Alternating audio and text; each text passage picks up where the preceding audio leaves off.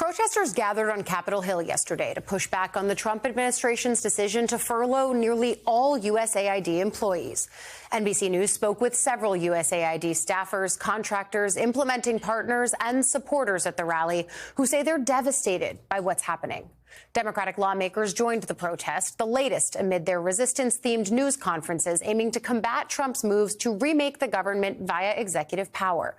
Now, sources say USAID employees and contractors are planning legal pushback, too.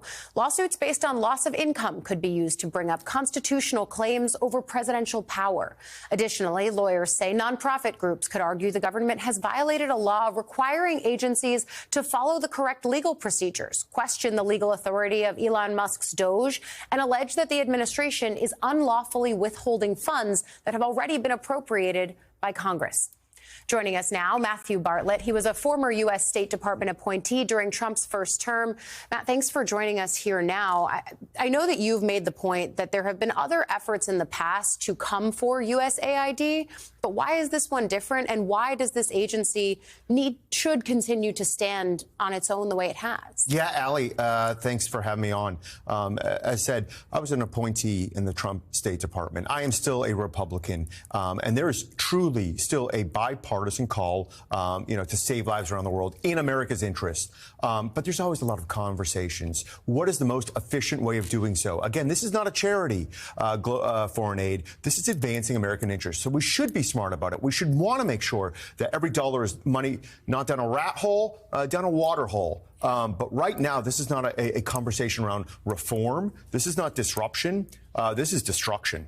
We are seeing a massive effort in a very short amount of time by a handful of people around the Doge team, some of the appointees that are ending foreign aid, not just putting it into the State Department, but putting it out of business. That's dangerous and it's potentially deadly. Well, because I want to ask you about the conversations that you've been having with members of USAID. You've been having a lot of conversations. We've been talking to them as they've been attending these kinds of protests. What's their biggest concern here? Most importantly, let's just be very, very clear. There are people on life-saving medications because of the United States of America. It's been 20 years. The program's called PEPFAR. It's been the majority of my professional work, and we do it in honor of this country because we are the good guys. We save lives around the world. Right now, that program is in jeopardy.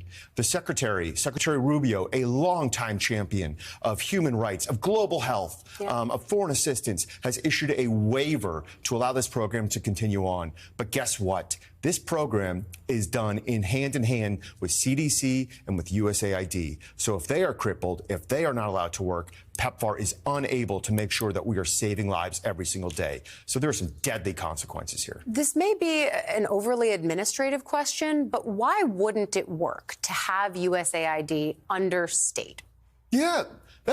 You know what? I wish we were having that conversation because, boy, that sounds pretty reasonable. See, that's the thing. That's what Rubio is trying to say, but certainly that's not what they're doing right now. Yeah, we've seen, and I think it'd be naive to not acknowledge that we've seen some pretty egregious programming through USAID, maybe even some political activism. Listen, I'm a Republican, I'm a conservative. These are not the priorities that I would have funded over the last 4 years. Well, congratulations. You just won the election. Now it is your duty to not abolish it, but to affirm it, to make sure it is run right. If we're talking about reforms to USAID, I'm here for that conversation. But that's not what is happening right now. It is a perilous time in a very short amount of time. Again, I even applaud some of these Doge guys. Efficiency, I'm not here to defend bureaucracy by no stretch of the imagination. This is America. Think different, as Steve Jobs used to say, but not think dumb. This is not a wise way of just shutting down USAID. I guess my last question is, where are the other Republicans on this, especially on Capitol Hill, especially among the elected ranks? Yeah, we've seen some whiplash. This has gone very, very fast. Interestingly enough, we've had Senator Wicker making comments. Senator Josh Hawley said, I'm not even sure Elon Musk has the legal authority to do that. So you're seeing some voices pop up. You're seeing some ardent defenders of foreign assistance programs, of programs like PEPFAR. Congress has oversight. But again, this is a very, very fluid time with some internal forces inside and outside of the State Department. Yeah, and you're hearing from a lot of them. Matthew Bartlett, thank you for joining us this morning.